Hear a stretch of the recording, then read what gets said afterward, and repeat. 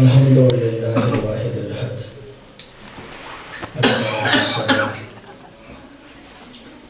الذي لم يلد ولم يولد ولم يكن له كفوا أحد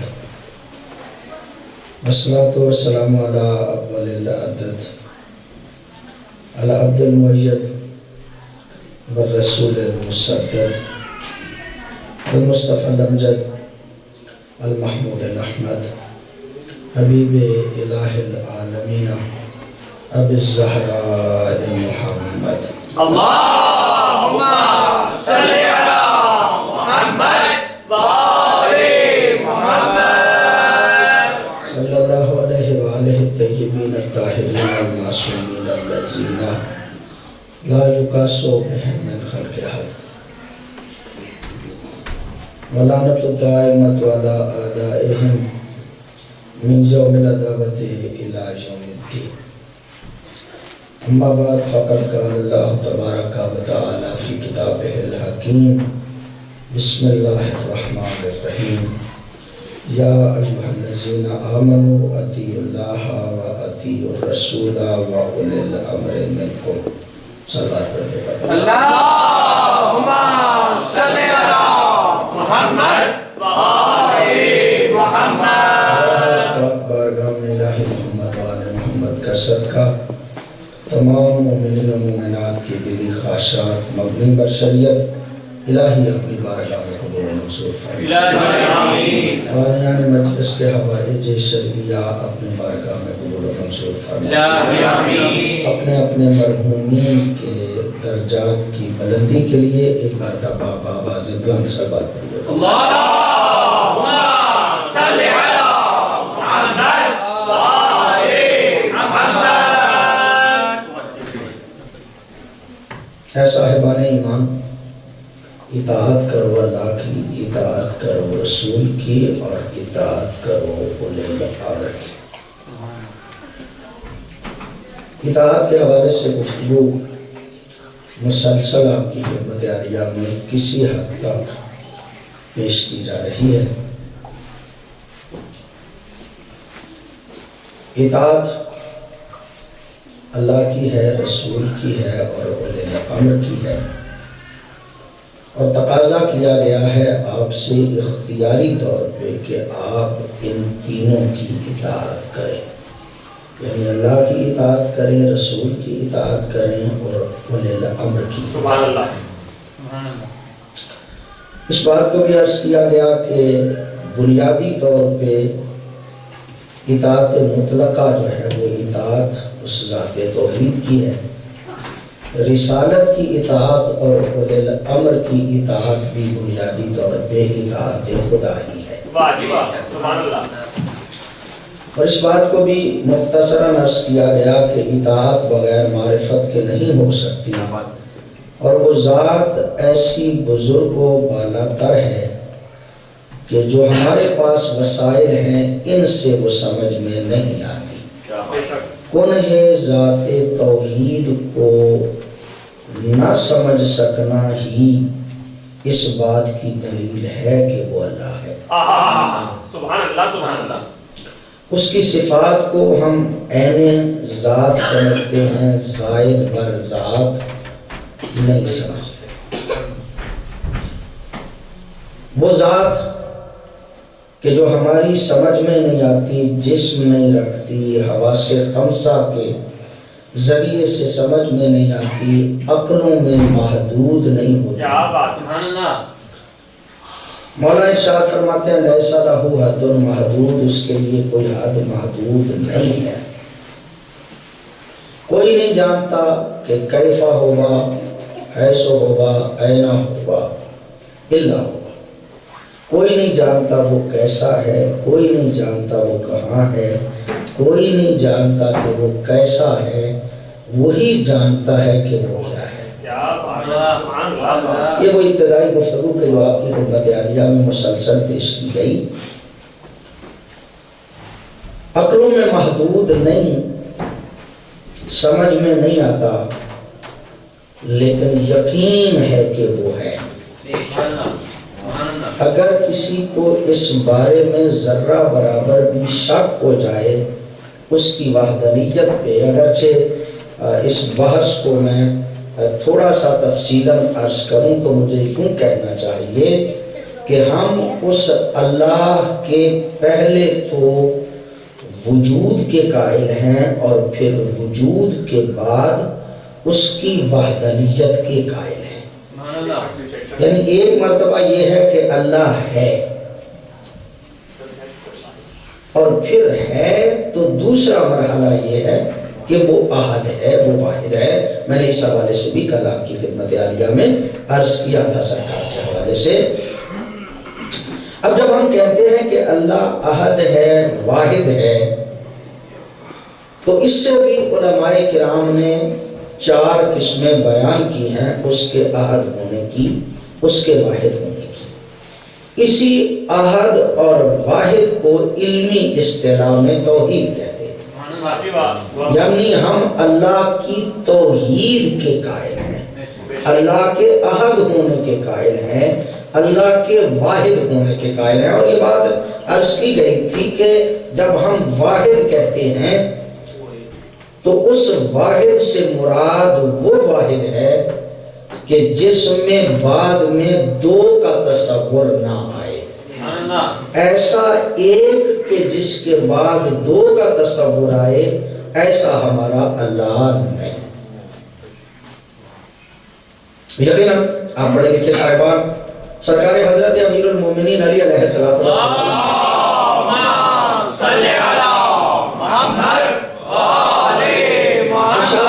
بندے کو سوال کا جواب دیتے ہوئے کہ اگر یہ تصور کیا جائے کہ وہ ایسا احد ہے، ایسا واحد ہے کہ جس کے بعد 2 کا تصور آئے تو ایسا ہمارا اللہ نہیں۔ یہ بات تو میں مسلسل عرض کر رہا ہوں۔ البتہ معصوم ارشاد فرماتے ہیں کہ اگر اس واحد کو ایسا واحد مان لیا جائے کہ جو جنس میں سے واحد ہے، جو نوع میں سے واحد ہے، تو ایسا بھی ہمارا اللہ نہیں۔ اب یہ لفظ میں نے کہہ دیے، لیکن مجھے کسی حد تک اندازہ ہے کہ آپ میں سے بعض لوگوں کو اس بات کی سمجھ نہیں آئی ہوگی کہ جنس اور نوع کیا ہے۔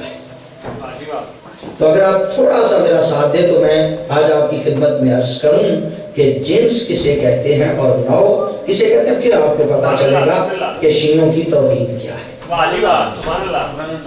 ایک لفظ عربی زبان میں استعمال ہوتا ہے کلی، ایک لفظ استعمال ہوتا ہے جزئی۔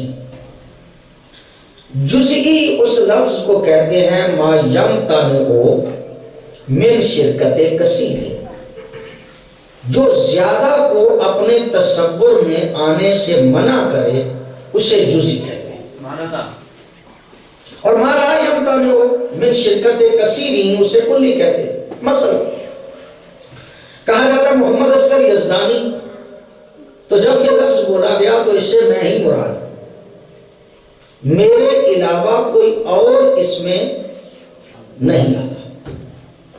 یہ ایسا لفظ ہے کہ جو جزئی ہے، اس میں کوئی اور صادق شامل ہو ہی نہیں سکتا، محمد اصغر یزدانی میں۔ ایک مرتبہ یہ ہے کہ نہیں، لفظ ایسا بولا گیا ہے کہ جس لفظ میں کئی ایک آ جاتے ہیں۔ مثلا میں کہتا ہوں انسان، اب جب میں نے انسان کہا تو انسان میں سب آ گئے۔ ایسا لفظ کہ جو شرکت کثیرین سے مانے نہ ہو اس کو کہتے ہیں کلی۔ کیا بات ہے، واہ جی واہ۔ کلی، آپ کی توجہ، مجھے پتا ہے یہ 2 منٹ آپ کو میرا ساتھ دینا ہی پڑے گا۔ جو شرکت کثیرین سے مانے نہ ہو اس کو کلی کہتے ہیں۔ یہ کلی کی 5 قسمیں ہیں علم منطق میں، مجھے وہ 5 قسمیں بیان نہیں کرنی، صرف 2 قسمیں بیان کرنی ہیں ان میں سے، تاکہ بات جو ہے وہ سمجھ میں آ جائے۔ شاید تیسری بھی بیان کرنی پڑے لیکن زیادہ وقت نہیں ہوگا۔ کلی آپ سمجھ گئے کہ جس لفظ کو بولا جائے تو کئی ایک اس میں شامل ہو جائیں، اس کو کہتے ہیں کلی، اور لفظ بولا جائے تو کوئی ایک ہی اس میں شامل ہو اس کو کہتے ہیں جزئی۔ جزئی ہمارا موضوع نہیں، کلی پہ بحث کرنا چاہتا۔ کلی مقول علی کثیرین متفقین بالحقائق، اگر ایک ایسا لفظ کلی بولا جائے کہ جس میں جتنے بھی آ رہے ہیں ان سب کی حقیقت ایک ہو تو اس کو کہتے ہیں نو۔ پھر توجہ فرمائیے، کلیٌ مقول علی کثیرین متفقین بالحقائق، ایسا لفظ بولا گیا ہے کہ جس کے نیچے کئی ایک تو آ رہے ہیں، کلی ہے لفظ، لیکن وہ ایسا کلی ہے کہ جن پہ وہ صادق آ رہا ہے وہ سب ایک جیسے ہیں، ان کی حقیقت ایک، اس کو کہتے ہیں نو۔ سبحان اللہ سبحان اللہ۔ اور کلی مقول علی کثیرین مختلفین بالحقائق، ایک ایسا لفظ کلی بولا جاتا ہے کہ جن پہ صادق آ رہا ہے ان سب کی حقیقت جدا جدا ہے۔ اگر جدا جدا حقیقتوں پہ ایک لفظ صادق آ جائے تو اسے کہا جاتا ہے جنس۔ سبحان اللہ سبحان اللہ۔ میں کہتا ہوں حیوان، حیوان میں انسان بھی شامل ہے، بھیڑ بھی شامل ہے، گائے بھی شامل ہے، بھینس بھی شامل ہے، پرندے بھی شامل ہیں، چرندے بھی شامل ہیں۔ لفظ ایک ہے حیوان، جن پہ صادق آ رہا ہے ان کی حقیقت جدا جدا ہے۔ کیا بات ہے، واہ واہ، سبحان اللہ سبحان اللہ۔ اگر حقیقت جدا جدا ہو اور لفظ ایک بولا جائے تو اسے کہا جاتا ہے جنس، اور اگر لفظ ایک بولا جائے جن پہ صادق آ رہا ہے ان کی حقیقت ایک ہو تو اسے کہا جاتا ہے نو۔ چلو میں زیادہ وضاحت نہیں کرتا۔ مولا ارشاد فرماتے ہیں، مولا کا یہ جملہ ہے، مولا ارشاد فرماتے ہیں جب ہم اللہ کو واحد کہتے ہیں تو وہ ایسا واحد ہے کہ جو نہ نو کا فرد ہے، نہ جنس کا فرد ہے، یعنی ایسا نہیں کہ اس کے تصور کے ساتھ کسی اور کا تصور آ جائے، جو نو میں شامل ہو ایسا بھی ہمارا اللہ نہیں، جو جنس کے ساتھ شامل ہو ایسا بھی ہمارا اللہ۔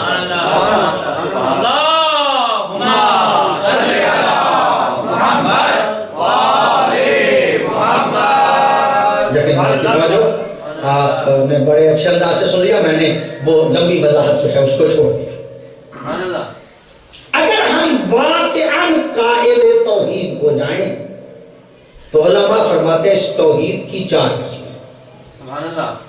اللہ واحد ہے، اس بارے میں توحید فی العبادت، اللہ عبادت میں بھی احد ہے، اس ذات کے علاوہ کسی کی عبادت جائز نہیں۔ ایاک نعبد، ہم صرف تیری عبادت کرتے ہیں، اس کی عبادت میں کسی کو شریک کرنا جائز لا الہ الا اللہ، کوئی معبود نہیں سوائے اس ذات توحید کے۔ مذہب شیعہ میں اللہ کے علاوہ کسی کی عبادت جائز نہیں، جو عبادت میں اللہ کے ساتھ کسی اور کو شریک قرار دے لے وہ مشرک قرار پاتا ہے۔ ہم توحید فی العبادت کے قائل ہیں، یعنی اللہ اپنی عبادت میں احد ہے، واحد ہے، کسی اور کو اس کے ساتھ شریک قرار نہیں دیا جا سکتا۔ اے اللہ عبادت تیری کرنا ہے، میں جب عبادت کرنے لگتا ہوں تو بسا اوقات یوں بھی ہوتا ہے کہ میں عبادت کرتے کرتے جب تشہد پہ پہنچتا ہوں تو وہاں پہ ایک جملہ آتا ہے اللہم صلی علی محمد و آل محمد۔ اے اللہ عبادت تو تیری کرنا اور تیری عبادت میں کسی اور کا تصور جائز ہی نہیں،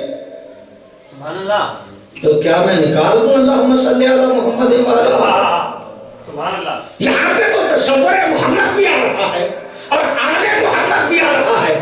اللہ کہتا ہے نہیں، اپنی نماز میں ہم تصور محمد کو بھی آنے دو، تصور آل محمد کو بھی آنے دو، اس لیے کہ تصور ان کا ہوتا ہے، عبادت میری لیے.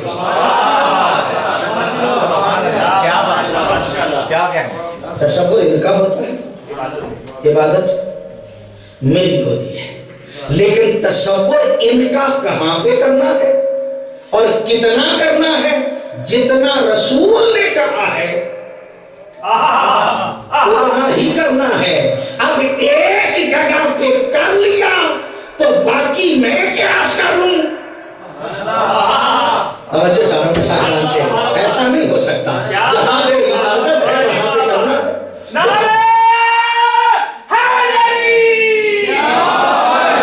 پہ اجازت نہیں ہے وہاں پہ نہیں کرنا ہے. چلیے توحید فی عبادت کے ہم قائل. توحید فی ذات، اس کی ذات میں کوئی شریک نہیں. توحید فی الافعال، 4 قسم کی توحید عموماً بیان کی جاتی ہے. توحید فی ذات، وہ ذات میں احد ہے. توحید فی العبادہ، وہ عبادت میں احد ہے. توحید فی الافعال، وہ اپنے کاموں میں کسی کا محتاج نہیں. پوری طرح سارا مسائل آپ سے آپ غور فرما رہے ہیں، یقیناً آپ کی توجہ ہے. یہ جملہ کہنا کہ اللہ اپنے افعال میں کسی کا محتاج ہو، اگر کوئی یہ تصور رکھے تو وہ مشرک ہے. اللہ کو اپنے افعال میں کسی کی ضرورت نہیں، کسی کی احتیاج نہیں. وہ اپنے افعال میں احد ہے. یہ تشیع ہے، یہ شیعت ہے. کسی اور کا مذہب تو ہو سکتا ہے کہ کسی کی مدد کی ضرورت ہو. اللہ کو اپنے افعال میں کسی کی مدد کی ضرورت.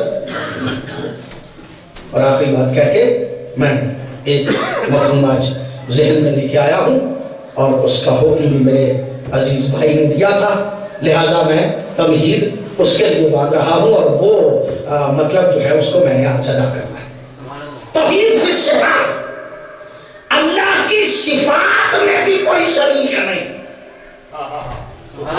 اللہ کے افعال میں بھی کوئی شریک نہیں. اللہ کی صفات میں جو اس کی صفات ہے وہ صرف اسی کی صفات ہے، اس کے علاوہ وہ صرف کسی اور میں نہیں پائی جاتی. یہ مذہب تشیع ہے. اللہ پہ یقین ہونا چاہیے. اور یہ فخر ہے شیعوں کا کہ جیسی توحید شیعوں کے پاس ہے ایسی توحید کسی کے پاس نہیں. اگر توحید کو سمجھنا چاہتے ہو تو نہج البلاغہ کو پڑھنا چاہیے. اگر توحید کو سمجھنا چاہتے ہو تو صحیفہ سجادیہ کو پڑھنا چاہیے. جیسی معرفت توحید صحیفہ سجادیہ سے حاصل ہوتی ہے، جیسی معرفت توحید نہج البلاغہ سے ہوتی ہے. قرآن تو ہے ہی، اس کا بارے میں تو مطلب جو ہے وہ تو ان تمام چیزوں سے بنا تھا. قرآن حکیم کے بعد جیسی معرفت نہج البلاغہ سے ملتی ہے، جیسی صحیفہ سجادیہ سے ملتی ہے، ایسی معرفت توحید اور کہیں سے نہیں ملتی. یہ فخر ہے شیعوں کا کہ شیعوں کے پاس ایسی توحید ہے، ایسی توحید کسی کے پاس نہیں. میرے محترم مجمع سے میں درخواست کروں گا، آج کل کی بات نہیں کر رہا، مذہب آل محمد میں جیسی توحید ہے ایسی کسی کے پاس نہیں. اب کچھ لوگ شیعت کے نام پہ ایسی توحید پیش کر رہے ہیں کہ جو توحید شیعت نہیں. وہ اپنی مرضی سے توحید کا تعارف کرا رہے ہیں. ورنہ آل محمد یہ کہتے ہیں کہ اللہ کے افعال میں بھی کوئی شریک نہیں، اللہ کی صفات میں بھی کوئی شریک نہیں. جو صفات میں اللہ کے ساتھ کسی کو شامل کرے وہ بھی صحیح شیعہ نہیں ہے، جو افعال میں اللہ کے ساتھ کسی کو شریک کرے وہ بھی صحیح شیعہ نہیں. سمجھ میں نہیں آتا، لیکن یقین اتنا ہے کہ اگر یقین نہ ہو تو گویا ابھی معرفت کی اس منزل پہ بندہ پہنچا ہی نہیں. نہیں سمجھ میں آتا پھر بھی ہے. اور اگر یہ پختہ یقین آ جائے تو بندہ گناہ ہی نہ کرے. اگر اللہ کی معرفت کا یقین ہو جائے تو بندہ گناہ نہ کرے. چور رات کو چوری کرتا ہے, چھپ کے چوری کرتا ہے. کیوں؟ اس لیے کہ اسے ڈر ہے کہ کوئی دیکھ نہ لے. چور کو اگر ڈر ہو تو وہ چھپ کے گناہ کرتا ہے. اس کا مطلب یہ کہ اس کے ذہن میں ہے کہ کوئی دیکھ لے گا. اگر چور کو ڈر ہو کہ کوئی دیکھ لے گا تو وہ چوری نہیں کرتا. اگر ہمیں یقین ہو کہ ہمارا اللہ دیکھ رہا ہے, ہم جو کام کرتے ہیں وہ اللہ کے سامنے ہے, تو کبھی گناہ نہیں کریں گے. یہ جو ہم گناہ کرتے ہیں نا, ہمیں اللہ کے دیکھنے پہ یقین نہیں ہوتا. جسارہ میں صاحبان سے آپ لطف فرمائیں گے تو میں ایک جملہ کہہ کے آگے گزر رہا. آل محمد کو جو معصوم کہا جاتا ہے, ان کی زندگی کا کوئی ایک بھی لمحہ ایسا نہیں کہ جس میں ان کو اللہ کا یقین نہ ہو. اسی لیے تو ان کو معصوم کہتے ہیں. معصوم کا مطلب ہی یہ ہے کہ انہیں ہر مرحلے پہ یقین ہے کہ ہمارا خدا ہے. ان کے یقین کی وجہ سے وہ معصوم ہیں. اور یہی وجہ ہے کہ سرکار حضرت امیر المومنین ارشاد فرماتے ہیں,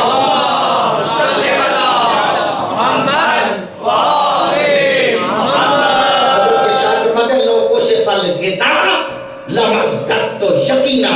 علی کے سامنے اگر سارے حجاب بھی ہٹا دیے جائیں تو علی کے یقین میں ذرہ برابر فرق نہیں پڑتے.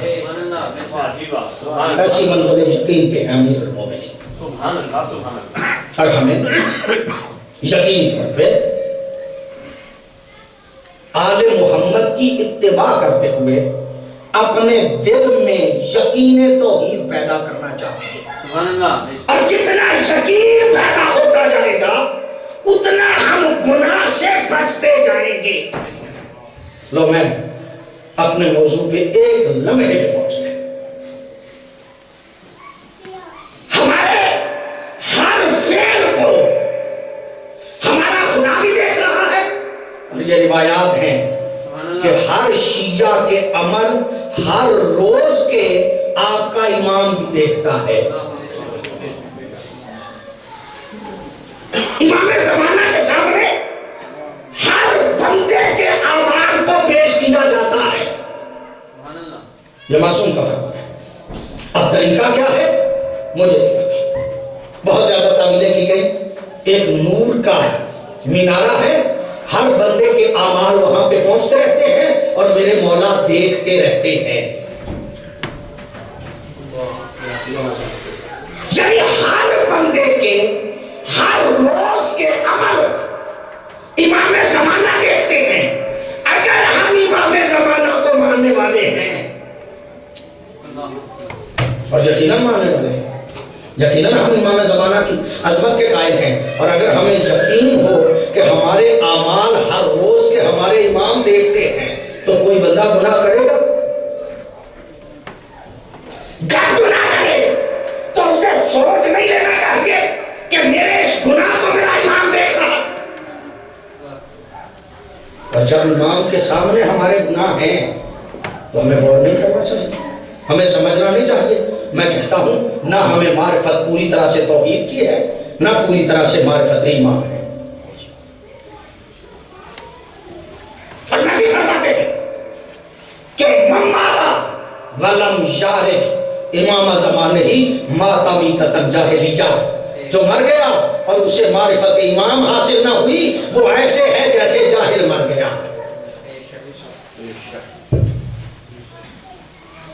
اور امام زمانہ کی معرفت ہمیں حاصل کرنی چاہیے. اور وہ زیارت کہ جو آپ ہر روز پڑھتے رہتے ہیں, سرکار کی دعائے معرفت جو ہے اس کی کیا لفظ ہے؟ اللہم عرفنی نفسک. اے اللہ اپنی معرفت کروا. اگر تیری معرفت حاصل نہ ہوئی تو لم عارف نبیک، تو مجھے تیرے نبی کی معرفت نہیں ہوگی۔ اور اگر مجھے تیری نبی کی معرفت حاصل نہ ہوئی تو لم عارف حجتک، تو میں حجت کو نہیں پہچان سکوں گا۔ اور اگر مجھے حجت کی معرفت حاصل نہ ہوئی تو لفظ کیا ہے دعا کے؟ ظلمت عن دینی۔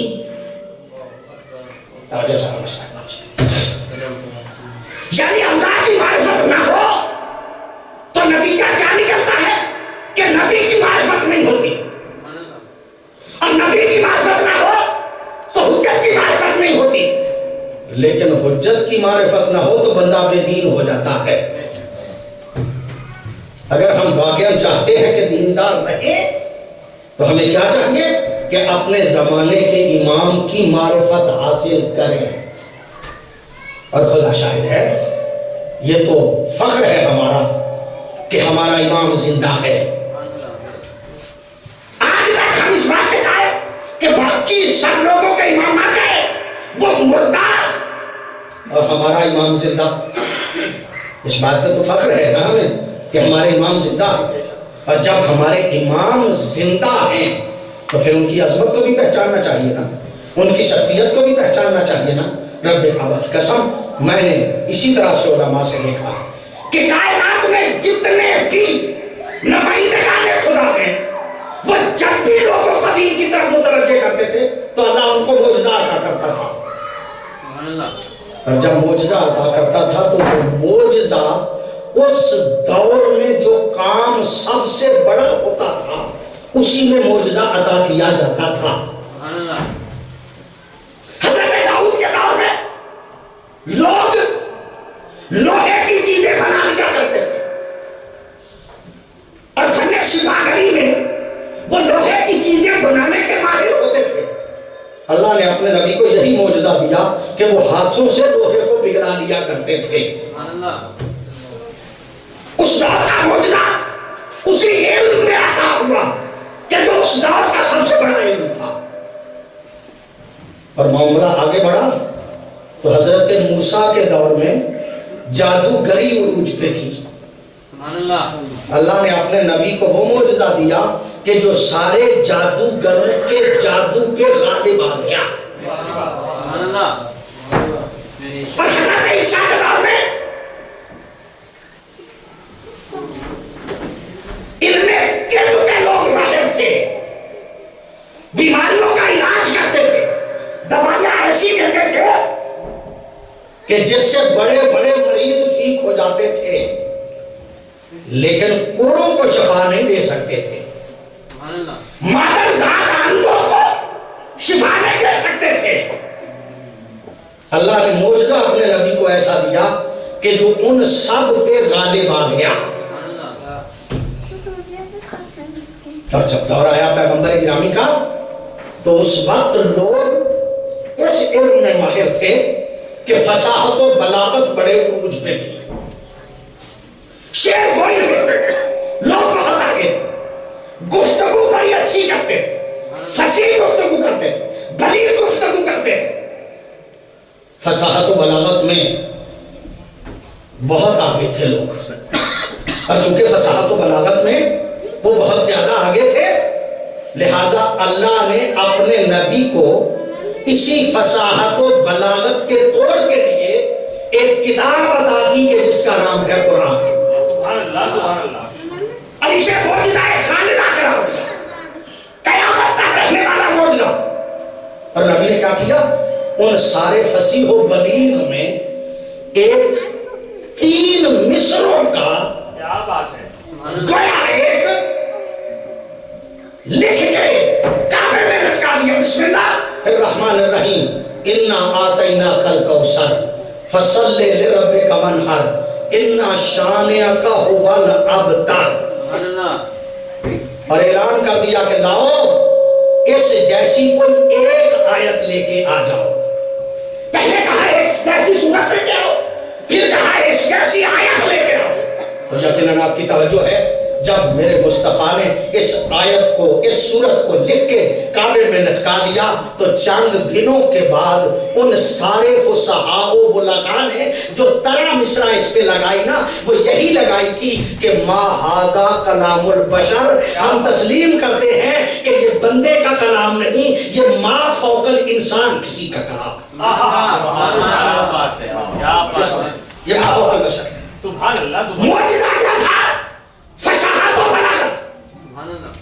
اور جب میرے امام آئیں گے، امام زمانہ کا ظہور ہوگا، اللہم صلی علی محمد وآل محمد۔ کہا یہ جاتا ہے کہ میرے امام جب آئیں گے تو اس وقت سائنس اپنی انتہا پہ ہوگی، عروج پہ سائنس ہوگی، لوگ سائنس میں بہت زیادہ ترقی کر جائیں گے، بہت آگے بڑھ جائے گی سائنس۔ اسی لیے اللہ اپنے اس نمائندے کو جو معجزہ عطا کرے گا وہ ساری سائنس پہ غالب آ جائے گا۔ یعنی یہ نہیں ہے کہ وہ پھوک مار کے سر کو ٹھیک کر لیں گے، نہیں، جو اس دور کی سب سے بڑی ٹیکنالوجی ہوگی اس ٹیکنالوجی پہ غالب آ جائیں گے میرے امام۔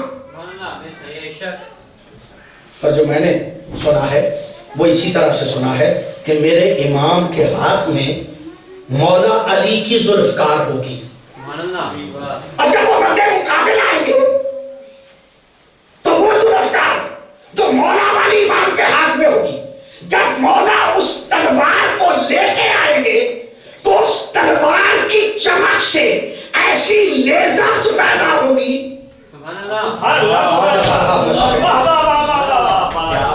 وہ ایسی لیزرز پیدا ہوگی کہ جب بھی وہ دشمن پہ پڑے گی، جس پہ پڑے گی اسے ختم کرتی جائے گی۔ لیکن ایک بات جو یہیں پہ میں رک کے کہنا چاہتا ہوں، جو علماء سے میں نے سنا، اور یقیناً آپ کی توجہ ہوگی اس بات پہ کہ مولا کی تلوار سے جو چمک ہوگی اس سے لیزرز پیدا ہوں گی، لیکن ہر کسی کو ختم نہیں کریں گی، وہ ہر کسی کو نہیں مارے گی وہ لیزرز، اس لیے کہ ایک دن علی علیہ السلام جنگ کر رہے تھے، ساتھ میں مالک اشتر بھی تھا۔ آپ جانتے ہیں مالک اشتر کو؟ تو مالک اشتر کس ہستی کا نام ہے؟ مالک اشتر وہ ہے کہ جس کے بارے میں علی کہتے ہیں کہ مالک اشتر کی میرے نزدیک وہی حیثیت ہے جو میری رسول کے پاس تھی۔ توجہ چاروں صاحبان سے بڑی عظمت ہے جناب مالک اشتر کی کہ مالک اشتر کی حیثیت میرے پاس وہی ہے جو میری نبی کے پاس تھی، جس طرح میں نبی کے پاس بہادر تھا ایسے ہی میرا بہادر جو ہے وہ مالک اشتر ہے، بڑا بہادر ہے جسے علی اتنی عظمت عطا کرے، یقینی طور پہ وہ بہادر تو ہے ہی۔ ایک دن جنگ ہو رہی تھی اور جنگ کے بعد دبے قدموں آیا ہے مولا کے پاس اور آ کے کہتا ہے یا علی مولا آپ سے تقابل تو نہیں، آپ سے مقابلہ تو نہیں، لیکن آج میں گنتا رہا جتنے بندے آپ کی تلوار سے مارے گئے۔ توجہ چالو صاحبان سے اگر آپ لطف فرمائیں تو اللہ عرض کروں، مالک اشتر دیکھ کے کہتا مولا جتنے بندے آج کی تلوار سے مارے گئے میں آج گنتا رہا ہوں مولا، اتنے ہی بندے میں نے مارے ہیں، اتنے ہی تلوار میری نے مارے ہیں جتنے آپ کی تلوار میں مارے۔ ایک مرتبہ مولا دیکھ کے کہتا مالک اشتر تمہاری حیثیت تو وہی ہے لیکن اپنا مقابلہ مجھ سے نہ کیا کرو، بندے اتنے ہی تو نے مارے ہیں، بندے اتنے ہی میں نے مارے ہیں، لیکن ایک فرق ہے، تیری تلوار کے سامنے جو آتا تھا مارا جاتا تھا، میری تلوار کے سامنے جو آتا تھا مارا نہیں جاتا تھا، بلکہ میری تلوار دیکھتی تھی جس کی ساتویں پشت سے کسی محب علی نے پیدا ہونا تھا اسے چھوڑ دی جاتی تھی۔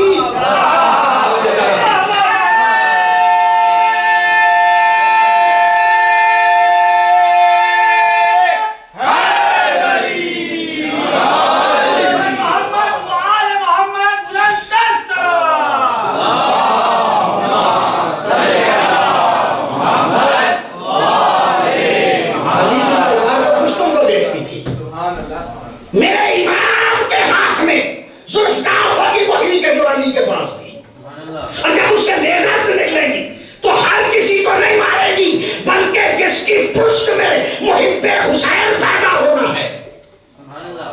امام زمانہ کی تلوار اسے چھوڑتی جائے گی اور منافق کو ختم کرتی جائے گی. یہ معجزہ ہے میرے ایمان کا.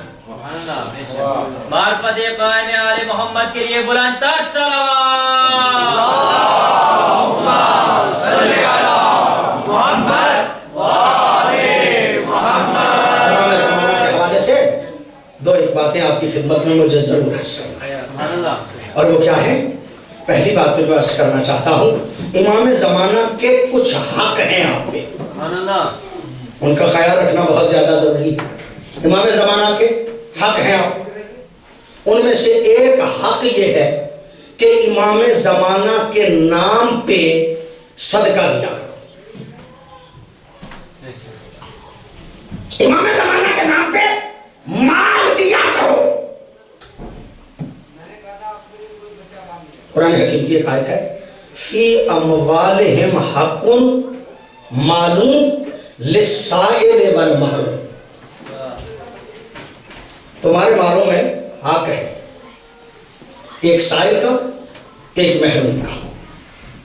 توجہ ہے یا نہیں آپ سے بات؟ یہ مال والی بات جب کی جائے تو بندے گھبرا ہی جاتے ہیں. یہ اس بات کا تو مجھے اندازہ ہے، لیکن بہرحال مجھے عرض تو کرنا ہی ہے. امام زمانہ سے محبت ہے تو ان کے نام پہ مال دینا پڑے گا. اچھا یہ جو مال دینا ہے یہ آپ کا، یہ جو کہا جا رہا ہے کہ امام زمانہ کے نام پہ مال دو، وہ ہے آپ کا.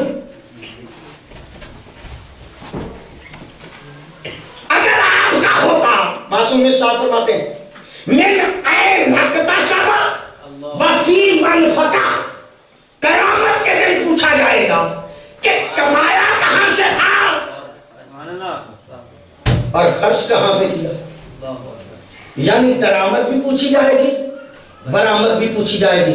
ہر جگہ سے کما بھی نہیں سکتے، ہر جگہ پہ خرچ بھی نہیں کر سکتے. حرام کا کما کے مجلس کروا دیں، کوئی فائدہ ہے؟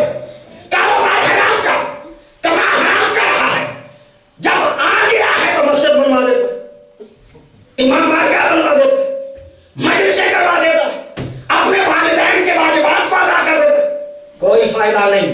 اگر کمایا حرام کا ہے وہ آپ کا ہے ہی نہیں. سبحان اللہ. معافی چاہتا ہوں، گھبرا تو نہیں گیا آپ سے؟ معرفت قائم آل محمد کے لیے بلند تر صلوات.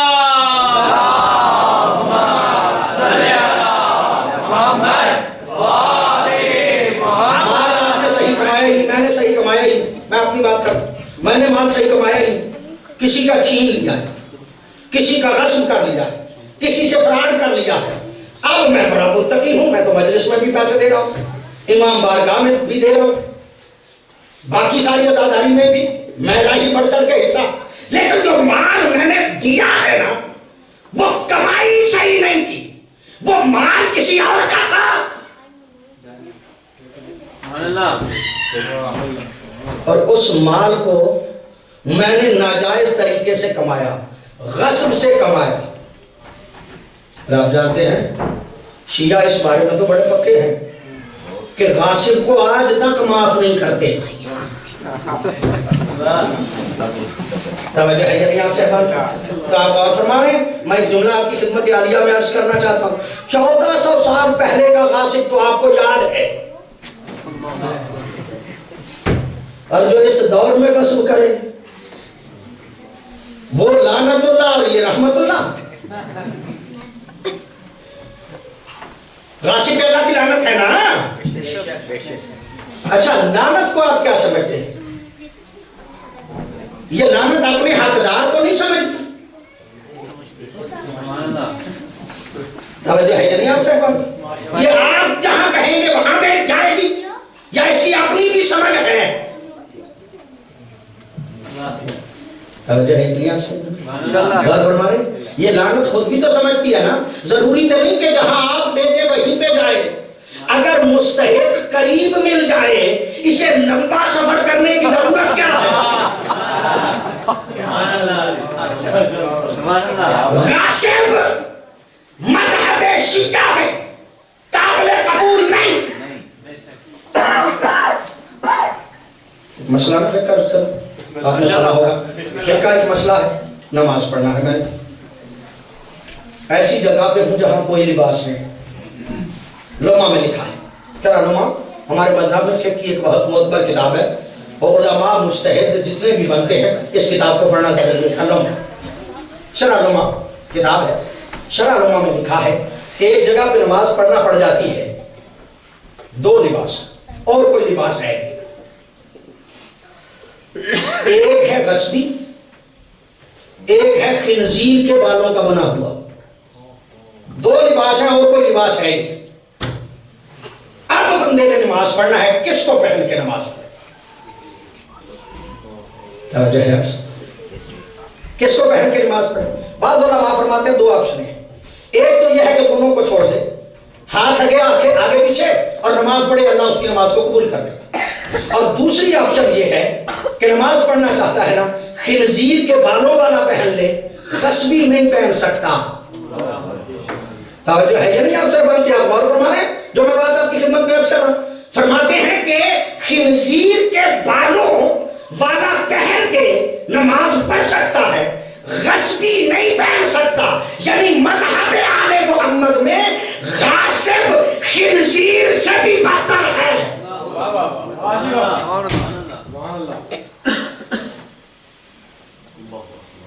اب یہ مال آپ کا ہے, پوچھا جائے گا کمایا کہاں پہ تھا, اور کما لیا ہے حق حلال سے. اب مال میرا ہے, جہاں پہ جی چاہے خرچ کر لوں. نہیں, پوچھا جائے گا فی من فقہ, تم نے خرچ کہاں پہ کیا تھا. کمائی بھی پوچھی جائے گی, خرچ بھی پوچھا جائے گا, یعنی پورا حساب لیا جائے گا. تو جس چیز کا حساب لیا جائے وہ تمہاری ہے.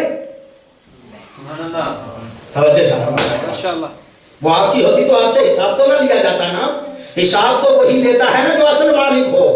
سبحان اللہ. تو اصل مالک آپ تو نہ ہوئے نا, اصل مالک تو ہوا اللہ. اور جس کا اصل مال ہے وہ کہتا ہے تمہیں چند دنوں کے لیے دیا ہے. چلیے آپ نام بھی غور فرمائیں تو یہ بات مجھے عرض کرنا ہی ہے. میں دیتا ہوں آپ کو 100 روپے, 100 یورو. ویسے یہ مولویوں کی عادت نہیں ہوتی دینا, اور میں بھی بطور مثال کہہ رہا ہوں.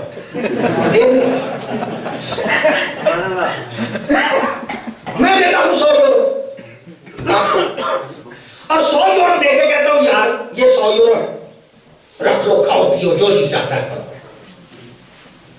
اور جو بچ جائے نا ان میں سے 5واں حصہ مجھے دے دینا. جو ہے یعنی آپ سے 100 یورو دیا میں نے, آپ کو کہا کھائیں پیئیں, آپ کھاتے پیتے رہے, 50 یورو آپ نے کھا لیے, 50 بچ گئے. ان 50 میں سے میں کہتا ہوں 5واں حصہ مجھے دے دو, تو تکلیف تو نہیں ہونی چاہیے نا.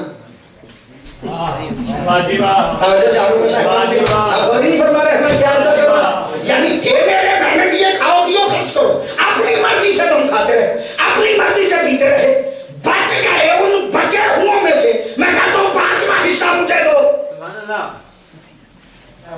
تو اب تو تکلیف نہیں ہونی چاہیے نا. اللہ کہتا ہے مال میرا ہے, دیا میں نے تمہیں ہے, اس کو کھاؤ پیو خرچ کرو, سال کے بعد حساب کرو, اگر کوئی بچ جائے تو 5واں مجھے دے دو. یہ جو 5واں دیا جاتا ہے اسے کہتے ہیں خمس. اچھا میں کہوں 100 دے دے کہ کھاؤ پیو, اور جو بچ جائے اس سے 5واں مجھے دو, تو مجھے یقین ہے آپ دے دیں گے. دیا جو میں نے تھا, میں نے کہا سارا دن کرو, شام کو 5 روپے بچے, 5 یورو بچے, میں کہتا ہوں 1 یورو مجھے دے دو, مجھے یقین ہے آپ دے دیں گے. مولوی پہ اعتبار ہے. سبحان اللہ, کیا بات ہے. اللہ پہ اعتبار نہیں. وہ کہتا ہے مال میرا ہے, میں نے تمہیں دیا ہے, اور اس مال میں حق ہے سائل کا بھی محروم کا بھی. کیا بات, سبحان اللہ. معافی چاہتا ہوں, سائل سے مراد گداگر نہیں, مانگنے والا نہیں. سائل کا ترجمہ گداگر نہیں ہوتا. میں بھی آپ سے سوال کر سکتا ہوں کہ جناب آج مجھے فرض کریں کہ فلاں چیز چاہیے تو میں نے سوال کیا میں گداگر ہوں؟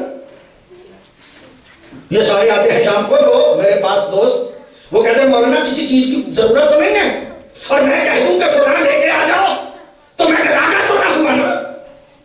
اس کا مطلب یہ کہ ہر سوال کرنے والا گداگر نہیں ہوتا۔ توجہ چاہ رہا ہوں میں صاحبان سے، سوال کرنے والے کچھ صاحبان عزت بھی ہوتے ہیں۔ اللہ کہتا ہے تمہارے مال میں حق ہے، سائل کا بھی محروم کا بھی۔ سائل کون ہے؟ جس نے سوال کیا، اور وہ کون ہے کہ جس کے بارے میں اللہ نے کہا تھا قُلْ لَا أَسْأَلُكُمْ عَلَيْهِ أَجْرًا إِلَّا الْمَوَدَّةَ فِي الْقُرْبَى۔ تم سوال کر سکتے ہو، سوال کرنے والا رسول ہے، اور وہ کہ جو سوال کرنے سے محروم رہ گیا اس کا نام ہے امام زمانہ، اس لیے کہ غیبت کی وجہ سے وہ سوال کر نہیں پائے۔ ان کا حق ہے آپ کے مال میں، اور اگر آپ اچھا یہ بات بھی آپ کے ذہن میں رہے کہ یہ جو مانگتے ہیں، رسول مانگتے ہیں یا امام زمانہ مانگتے ہیں، تو وہ اپنی ذات کے لیے مانگتے ہیں۔ ان کے پاس تو جو ہوتا ہے وہ تو اٹھا کے دے دیتے ہیں سائل کو ہی۔ ان کے گھر میں تو اگر کچھ نہ ہو، صرف روٹیاں ہوں، اگر سائل آ جائے تو اٹھا کے اسے دے دیتے ہیں۔ وہ تو لیتے ہی اس لیے ہے کہ تمہارا خیال رکھا جائے، تمہاری غربت کا خیال رکھا جائے، تمہاری مسکینی کا خیال رکھا جائے۔ دو گے تو فائدہ یہ ہوگا کہ تمہیں اس کے بدلے میں کئی گنا ملیں گے۔ اور علماء فرماتے ہیں جو بندہ خمس دیتا ہے، بعض علماء یہ فرمایا کرتے ہیں کہ ہم ضمانت دیتے ہیں کہ کبھی اس کے کاروبار میں گھاٹا نہیں آئے گا۔ اگر آپ چاہتے ہیں کہ آپ کا کاروبار ٹھیک رہے اور آپ چاہتے ہیں کہ آپ کا مال محفوظ رہے، تو یہاں پہ گوروں کی انشورنس پہ تو تمہیں یقین ہے۔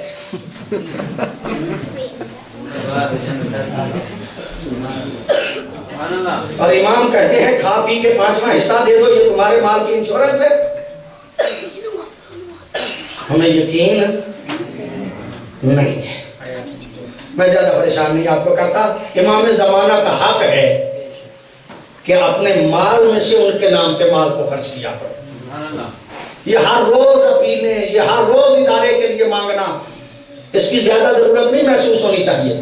میں ایک جگہ پہ تھا بیٹھا ہوا، مجلس پڑھنے کے لیے گیا پاکستان میں سیالکوٹ میں، تو ماہ مبارک کی مجالس تھی، تنہا مجھے ہی پڑھنا تھا، مجمع پہلے ہی جمعے کے لیے بیٹھا ہوا تھا، تو درمیان میں مجلس پڑھنا تھی جہاں مقامی پیشماز اٹھے اور اس کے کہا کہ 50,000 کی ضرورت ہے، مولانا نے خطاب کرنا ہے، وہ 50,000 اکٹھا ہو جائے تو پھر مولانا خطاب کریں گے۔ مقصد یہ تھا کہ ابھی سب سے چل کے مانگتے ہیں، جولی پھلاتے ہیں تو 50,000 اکٹھا ہو جائے گا۔ اب لوگ پریشان تھے کہ مجلس اور جلدی جلدی جائیں، وہ پاس ہی ایک بندہ بیٹھا تھا، اس نے کہا مولانا 50,000 ہو گیا، آپ مولانا کو مجلس پڑھنے دیں۔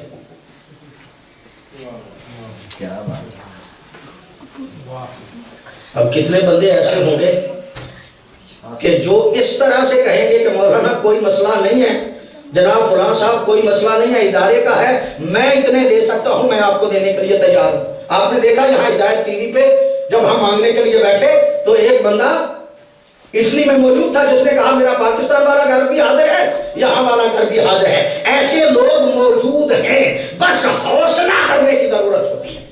آپ کے مال میں حق ہے، سائل کا بھی محروم کرو۔ یقینا زیادہ پریشان نہیں کرتا آپ کو، ایک حق مولا کا اور ہے، اور وہ مولا کا حق یہ ہے کہ مولا کے لیے دعا کیجیے۔ امام زمانہ کی حیات اور زندگی کے لیے دعا کیجیے اور ان کے ظہور کی دعا کیجیے۔ یہ مولا کا حق ہے کہ آپ ان کے لیے زیادہ سے زیادہ دعا کریں۔ ظہور قائم آل محمد کے لیے بلند تر صلوات۔ اللہم صلی علی محمد وآل محمد۔ معصوم ارشاد فرماتے ہیں کہ جتنا زیادہ سے زیادہ مولا کے ظہور کے لیے دعا کر سکتے ہیں دعا کریں، ان کی زندگی کی دعا کریں، ان کی صحت کی دعا کریں۔ کیا مولا ہماری دعاؤں کے محتاج ہیں؟ ہم دعا کریں گے تب انہیں صحت ملے گی، ہم دعا کریں گے مولا کے لیے تب انہیں زندگی ملے گی، ہم دعا کریں گے تب وہ ظہور کریں گے؟ نہیں. میرا سوال ہے ایک، اور وہ سوال یہ ہے کہ یہ اللہ میری عبادت کا محتاج ہے؟ میں نہ بھی عبادت کروں تو اللہ اللہ نہیں رہے گا. میں عبادت کروں تب وہ اللہ. اللہ میری عبادت کا محتاج ہے؟ نہیں، یہ اللہ محتاج نہیں ہے. عبادت کرنا میرا اس بات کی دلیل ہے کہ میں اس کا بندہ ہوں. اپنی بندگی کے اظہار کے لیے عبادت کرنا ہے، اس کی الوہیت کی وجہ سے نہیں.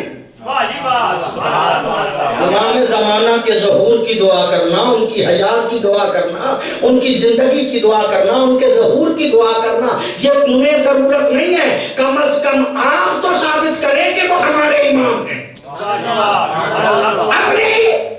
اپنی رعیت ہونے کا ثبوت دینا ہے، ان کے لیے دعا کر کے، ورنہ انہیں ہماری دعاؤں کی ضرورت نہیں. لیکن معصوم فرماتے ہیں ضرور دعا کیجیے. اور یہ جو کہا جاتا ہے جل اللہ فرجہم الشریف، اس کا کیا معنی ہے؟ کہ اللہ ان کے ظہور میں جلدی فرما. اور اس زمانے میں حکم ہے، چونکہ بہت زیادہ حالات ایسے ہو گئے ہیں کہ پریشانیاں بڑھ گئی، حالات ایسے زیادہ ہو گئے کہ اس زمانے میں سرکار امام زمانہ کے ظہور کی زیادہ سے زیادہ دعا کرنی چاہیے. لیکن اس دعا کا یہ معنی نہیں ہے کہ یہ کہا جائے کہ فلاں وقت امام زمانہ کا ظہور ہو جائے گا. نہیں، یہ اللہ جانتا ہے کہ اس کی مصلحت کب ہے، کب ان کا ظہور ہونا ہے. وہ جب بھی ظہور کرے ہمارے لیے لازم ہے کہ ہم دعا کرتے ہیں. اور وہ خوش قسمت لوگ ہیں کہ جنہیں امام زمانہ کی زیارت ہو جائے گی. اور میں معافی چاہتا ہوں، مذہب چونکہ عرض کرنا ہے لہذا اس لیے آپ کے ذہن عالی میں رہے، غیبت امام زمانہ میں جو امام زمانہ کی ملاقات کا دعویٰ کرے وہ سچا بندہ نہیں. اس لیے کہ غیبت کا معنی ہی یہ ہے کہ غیبت میں امام زمانہ کسی سے ملاقات نہیں کرتے. یہ کچھ لوگوں نے ایسے کاروبار بنا دیا ہے کہ میری امام زمانہ سے ملاقات ہوئی، میری امام زمانہ سے ملاقات ہوئی. یہ فلسفہ غیبت کے خلاف. ہاں، ظہور کی دعا کرنی چاہیے. اور آخری حق عرض کر کے آج کی مجلس کو اختتام دیتا ہوں، اور آخری حق یہ ہے کہ مولا کے منتظر رہیں. ہمیں ہر وقت مولا کا انتظار کرنا چاہیے. اور انتظار کا کیا معنی ہے کہ ہم انتظار کی تسبیح پڑھتے رہیں؟ نہیں. ایک بندہ دکان پہ بیٹھا ہوا ہے، وہ اپنا کام بھی کر رہا ہے اور گاہک کا انتظار بھی کر رہا. اس کے لیے کوئی خاص سوچ کی ضرورت نہیں، فکر کی ضرورت نہیں. بندے کے ذہن میں رہنا چاہیے کہ ہمارے امام نے آنا ہے اور ہم ان کے منتظر ہیں. تو ایک جملہ اور عرض کر دیتا ہوں اور آپ کی رفع زحمت کرتا ہوں. میں نے یہاں پہ آنا تھا، آپ تھے منتظر. مجھے ڈاکٹر نسیم صاحب نے ایک دن پہلے فون کر کے کہا کہ کل آپ فلاں وقت کو آ رہے ہیں اور جب آپ آئیں گے تو ہو سکتا ہے کہ میں مصروف ہوں. اگر میں مصروف ہوا تو اظہر بھائی آ جائیں گے، اگر اظہر بھائی نہیں تو میں آ جاؤں گا. تو انہیں میرا انتظار تھا نا. توجہ چاہ رہا ہوں صاحبان سے. میرا انتظار تھا، بندوبست کیا کہ آئیں گے مولانا ایئرپورٹ سے لینا. اور جب میں پہنچا تو یہ 2 منٹ لیٹ ہو گیا. میں نے فون کیا ڈاکٹر صاحب کو کہ ڈاکٹر صاحب میں تو آ گیا اور کوئی آیا نہیں. ابھی میں فون کر رہا تھا کہ نظر پڑ گئی. اب چونکہ مجھے آنا تھا لہذا مجھے یہاں پہ لے کے آ گئے اور آنا مجھے مجلس کے لیے تھا. لہذا کیا ہوا کہ شام کو 6-7 بجے مومنین اکٹھا ہونا شروع ہو گئے. منبر لگ گیا اور ساری وہ چیزیں مہیا ہو گئی کہ جن کی مجھے ضرورت تھی، اس لیے کہ مجھے آ کے مجلس پڑھنا تھا. اور میری مجبوری یہ ہے کہ میں مجلس پڑھتے ہوئے پانی بھی پیتا ہوں. اب چونکہ مجھے پانی پینے کی عادت ہے لہذا کلاس میں پانی بھی رکھ دیا گیا کہ مولانا کو اس کی ضرورت ہے. تو جس کا انتظار کیا جائے اس کی ضروریات کا خیال رکھا جاتا ہے. توجہ چاہتا ہوں صاحبان سے، سبحان اللہ سبحان اللہ سبحان اللہ جس کا انتظار کیا جائے اس کی ضروریات کا خیال رکھا جاتا ہے. ہم منتظر ہیں امام زمانہ کے، اور امام زمانہ کا انتظار کرنے کا مطلب کیا ہے کہ جو جو مولا پسند کرتے ہیں وہ ہو، اور جو جو مولا پسند نہیں کرتے وہ نہ ہو. ہم سارے کام وہ کریں کہ جو امام کو پسند نہیں، اور کہیں کہ ہم انتظار کر رہے ہیں. یہ فلسفہ انتظار کے خلاف ہے. فلسفہ انتظار کا مطلب یہ ہے کہ جب امام آئیں گے تو امام کی کیا خواہش ہوگی، امام کی کیا خواہش ہوگی. توجہ چاہوں میں صاحبان سے ایک مرتبہ سے بات پڑھ لیجیے گا. اللہم صلی علی محمد وآل محمد. امام کیا چاہیں گے کہ کائنات پہ جو انصاف کی حکومت قائم ہو. امام کیا چاہیں گے کہ ہمارے ماننے والے حقیقی معنوں میں مومن بن جائیں. اب جب مولا کی خواہش ہے تو ہمیں پہلے سے تیار نہیں ہو جانا چاہیے، ہمیں پہلے سے ایسا ماحول پیدا نہیں کرنا چاہیے کہ ہم واقعی مولا کے انتظار کرنے والے بن جائیں اور مولا کا استقبال کرنے والے بن جائیں. اگر ہماری حالت ایسی ہے کہ ہم مولا کا استقبال کر ہی نہیں سکتے، ہم کام ہی الٹے کر رہے ہیں، تو اس کا مطلب یہ کہ ہم مولا کے منتظر نہیں. میرا طالب علمی زمانہ تھا، میں آپ کی رفع ضامت کرتا ہوں، میرا طالب علمی زمانہ تھا، اور طالب علمی زمانے میں میں قم میں پڑھا کرتا تھا. اچھا قم میں جس دور میں ہم پڑھا کرتے تھے، اب تو حالات کا مجھے نہیں پتا، کافی دیر ہو گئی مجھے قم گئے. اس دور میں جنگ لگی ہوئی تھی اور حالات اقتصادی جو ہیں وہ خاصے خراب تھے. اور پھر ویسے بھی وہاں کی رسم یہ ہے کہ وہاں پہ روٹی عام طور پہ گھر میں نہیں پکتی. ہم ایشین تو پکا لیتے ہیں، لیکن جو ہم تنہا لوگ ہوتے تھے جن کے بچے ساتھ میں نہیں ہوتے تھے وہ باہر سے ہی روٹی لے کے آتے تھے. سالن گھر پکا لیا جاتا تھا اور روٹی دور سے لے کے آ جاتی تھی. آپ نے دیکھی ہوگی بڑی بڑی لمبی لمبی روٹیاں ہوتی ہیں، ایک دو روٹیاں لے کے آ گئے اور ڈا کے کھا لی. اچھا میں چونکہ نیا طالب علم تھا، 4 5 6 تھے. جو چھوٹا ہوتا ہے، جو نیا طالب علم ہوتا ہے، اس کے ذمہ کام اس طرح کے لگ جاتے.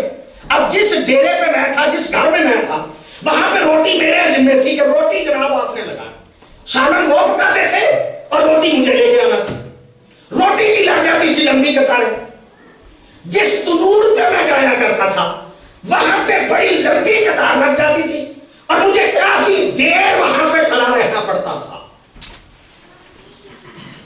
اس تنور کے سامنے ایک جملہ لکھا تھا، وہ جملہ مجھے بار بار پڑھنے کا موقع ملتا تھا اور وہ جملہ آج تک مجھے یاد ہے. اگر آپ کی توجہ ہو تو وہ جملہ میں آپ کی خدمت میں عرض کرتا ہوں. اس تنور کے سامنے وہ جملہ لکھا ہوتا تھا، میری اکثر نظر پڑتی رہتی تھی، میں اسے بار بار یاد کرتا تھا. وہ یاد ہو گیا، آج تک مجھے یاد ہے.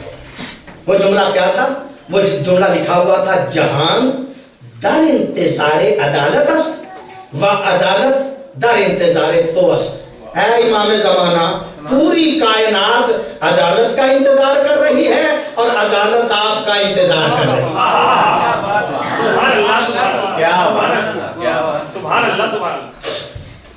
پوری کائنات عدالت کا انتظار کر رہی ہے اور عدالت آپ کا انتظار کر رہی ہے. کائنات چاہتی ہے کہ اس وقت عدل قائم ہو، لیکن عدالت انتظار میں ہے کہ کب امام زمانہ آئے اور کب دنیا پہ عدل قائم ہو. البتہ میں نے ایک بات دل کہا تھا، دوبارہ کہہ رہا ہوں، عدل پسند بعض اوقات اپنوں کو بھی نہیں آتا. یہ عدل کام ہی ایسا ہے کہ عدل کرنے پہ کوئی آمادہ ہو جائے تو بندے پسند نہیں کرتے. یہی وجہ ہے جب امام زمانہ آئیں گے، یہ جملہ ہے حدیث کا کہ یاتی بدین جدید، ماننے والے بھی کہیں گے یہ تو کوئی نیا مذہب لے کے آ گیا ہے. یہ باتیں تو ایسی ہیں کہ پہلے نہیں سنی. ہمارا مذہب تو فلاں طرح کا تھا. چونکہ ہم نے مذہب مرضی کا بنا لیا ہوگا نا، تو جب امام زمانہ آگے اس میں ترمیم کریں گے نا، ان کی ترمیم بھی پسند نہیں آئے گی. جملہ آخری عرض کر رہا ہوں آپ کی خدمت میں، رب کعبہ کی قسم، لوگوں کی سمجھ میں تو خمینی نہیں آیا. جب خمینی نے مذہب پیش کیا تو کہا یہ کیسا مذہب ہے، یہ کیا کر رہے ہیں، آج کے علماء ذہن میں نہیں آئے. جب خمینی نے حقیقی تشیع پیش کیا تو حقیقی شیعت تو خمینی والی پسند نہیں آئی. امام زمانہ والی کیسے پسند آئے گی؟ یہی وجہ ہے ایرانیوں نے جملہ لکھا، ایرانی کہتے ہیں بیش کے خمینی نہ تبان عاشق مادی شد، جب تک خمینی سمجھ میں نہ آئے امام زمانہ سمجھ میں نہیں آ سکتے۔ پہلے مجتہد کو تو سمجھیں، پھر جا کے پتا چلے گا کہ اس کا اصلی وارث کون ہے۔ اس سسٹم کو سمجھنے کی ضرورت ہے۔ اگر ہم مجتہد کے ہی مخالف ہیں، اگر علماء کے ہی خلاف ہیں، اگر ہم اس سسٹم کے ہی خلاف ہیں، تو ہماری سمجھ میں امام زمانہ پوری طرح سے نہیں آ پائے۔ ایک مرتبہ سماعت پڑھیے گا بابا جب اللہم صلی علی محمد وآل محمد۔ میرا خیال تھا کہ میں آج چند جملے فضائل کے ذرا اور رخ پہ پڑھوں گا اور آپ پریشان نہ ہو جائیں کہ مولوی صاحب پتہ نہیں کس نہج پہ چال نکلے، لیکن چونکہ بھائی کا حکم تھا کہ امام زمانہ کے حوالے سے گفتگو کی جائے تو میں نے اس لیے آج جو ہے وہ اس حوالے سے گفتگو کی، اور واقعاً ضرورت تھی اس بات کی کہ امام زمانہ کے حوالے سے گفتگو کی جائے۔ اور شیعوں کو پتہ ہونا چاہیے کہ امام زمانہ کے ظہور میں ہمیں کیا کیا کرنا ہے، ہماری ذمہ داریاں کیا ہیں۔ یہی امام زمانہ ہیں کہ جن کے حضور ہم پرسہ بھی پیش کرتے ہیں۔ بس یہ جملہ روایت کا میرے ذہن میں ہے، دو شخصیتیں ہیں جو خون کے آنسو روتی رہی۔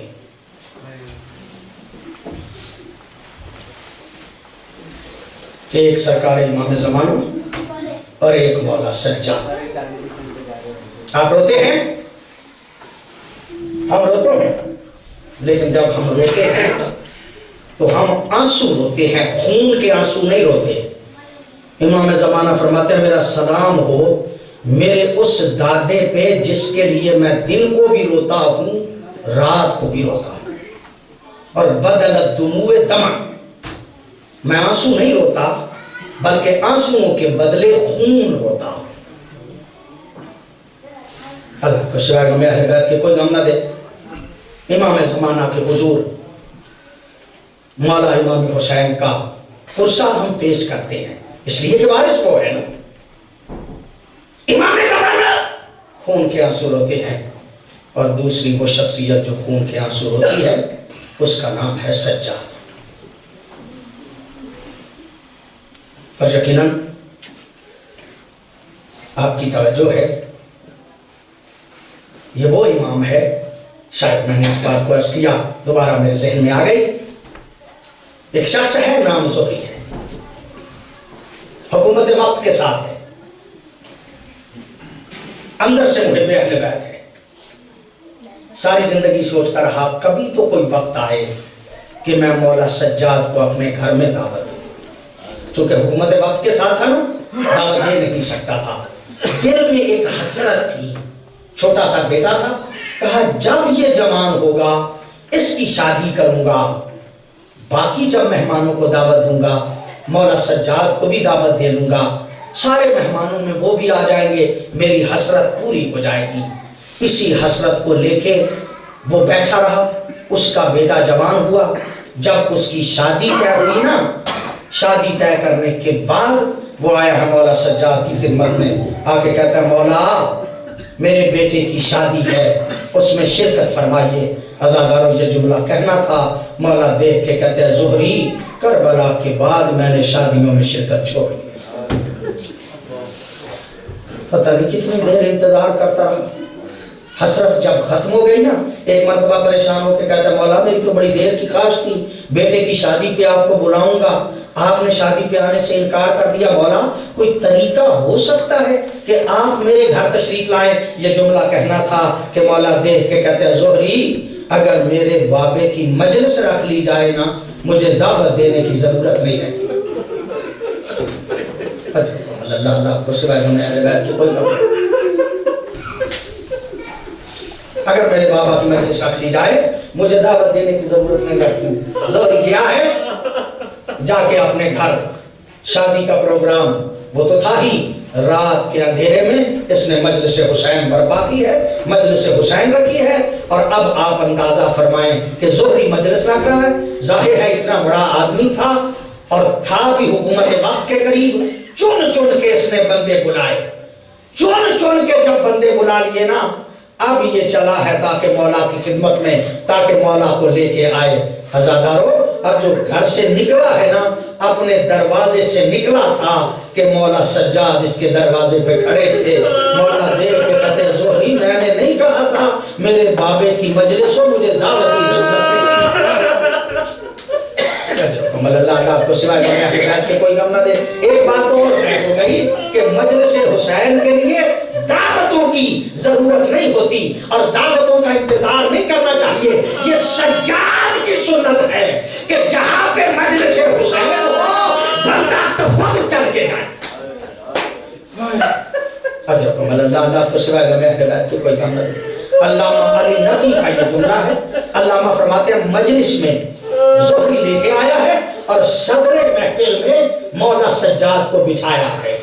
عزادارو جب صدر محفل میں مولا بیٹھے ہیں نا ایک مرتبہ ذاکر نے پڑھنا شروع کیا مجلس پڑھنے والے نے پڑھنا شروع کیا. جب مجلس ختم ہوئی نا تو میرے مولا وہاں صدر محفل میں نہیں تھے بلکہ سب سے آخر پہ بیٹھے ہوئے تھے. عزادارو علامہ علی نقی کہتے ہیں اس کی وجہ کیا تھی جو وجہ بیان کی ہے نا علامہ علی نقی نے. وہ کہتے ہیں بیٹھے تو صدر محفل میں تھے لیکن جب مجلس شروع ہوئی ہوگی تو رسول آ گئے ہوں گے رسول کے لیے جگہ چھوڑ دی ہوگی پھر علی آ گئے ہوں گے پھر جگہ چھوڑ دی ہوگی. جب بزرگ آتے گئے سجاد جگہ چھوڑتے گئے اور چھوڑتے چھوڑتے آخر پہ جا کے بیٹھ گئے تاکہ پتہ چل جائے کہ مجلس حسین میں آخر پہ بیٹھنا بھی ثواب ہوتا. اللہ آپ کو سوائے غم اہل بیت کے کوئی غم نہ دے. بس ایک جملہ مجھے عرض کرنا ہے مولا سجاد. علامہ علی نقی کا جملہ ہے. علامہ فرماتے ہیں کہ مولا بیٹھ جاتے تھے چھت پہ بیٹھ کے ایک مرتبہ آتا تھا نا پانی سامنے وضو کا پانی سامنے آتا تھا دیکھ کے کہتے تھے پانی تو وہی پانی ہے جو علی اصغر کو نہیں ملا. اور رب کعبہ کی قسم وصیت ہے مولا کی. مولا فرماتے ہیں جب بھی ٹھنڈا پانی پیو تو میری پیاس کو یاد رکھنا. جب بھی ٹھنڈا پانی پیو تو دیکھ لینا کہ میں نے علی اصغر کو پانی کیسے پلایا. اللہ آپ کو سوائے غم اہل بیت کے کوئی غم نہ دے. عزادارو علامہ فرماتے ہیں کہ جب پانی پہ نظر پڑتی تھی مولا دیکھ کے کہتے تھے تو وہی پانی ہے جو کربلا میں نہیں ملا تھا. بس پانی پہ نظر پڑتی تھی مولا سجاد کے آنکھوں سے خون گرنا شروع ہو جاتا تھا. پانی میں خون مل جاتا تھا شریعت مصطفیٰ کے مطابق اسے انڈیل دیتے تھے. جب اسے انڈیلتے تھے نا وہ پرنالے سے گزرتا تھا. علامہ علی نقی نے بہت اچھا جملہ کہا. وہ فرماتے ہیں کہ وہ پرنالے سے نیچے گرتا تھا نا لوگ گزرتے تھے سمجھ جاتے تھے کہ سجاد چھت پہ بیٹھ کے اپنے بابا کا غم منا رہا ہے. یعنی فقط خود غم نہیں بناتے تھے کائنات کو بھی بتاتے تھے کہ رونا کیسے ہے. اجرکم اللہ. اللہ آپ کو سوائے غم اہل بیت کے کوئی غم نہ دے. علماء فرماتے ہیں پرنالے سے گزرتا تھا تو ایک مرتبہ ایک راوی ہے مولا کا صحابی ہے. صحابی کا نام ہے ابن منذر. عزادارو ابن منذر صحابی ہے. ایک دن ملنے آیا ہے. جب ملنے آیا ہے نا دستک دی ہے. ایک مرتبہ دستک دی مولا امام محمد باقر باہر نکلے.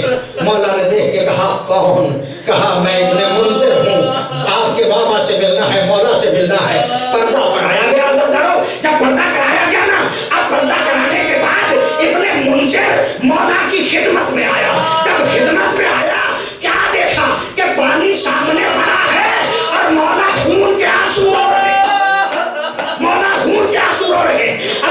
جب بڑی دیر تک مولا روتے رہے نا یہ خاموشی سے بیٹھا رہا. ایک مرتبہ جب تھوڑا سا مولا چپ ہوئے نا یہ دست بست عرض کرتا مولا کب تک خون کے آنسو روتے رہیں گے. مولا کب تک خون کے آنسو روتے رہیں گے. یہ مردوں کا قتل ہو جانا تو آپ کی خاندانی روایت ہے. مولا بند کیجئے خون. اگر اپنے لیے نہیں تو ہم شیعوں کے لیے خون کو بند کیجئے. جملہ کہنا تھا کہ مولا دیکھ کے کہتا ہے ابن منذر ہمارے صحابی ہو ایک بات تو بتاؤ. کہا مولا پوچھئے. کہا یہ بتاؤ اگر کسی شریف آدمی کی ماں بہن کے سر سے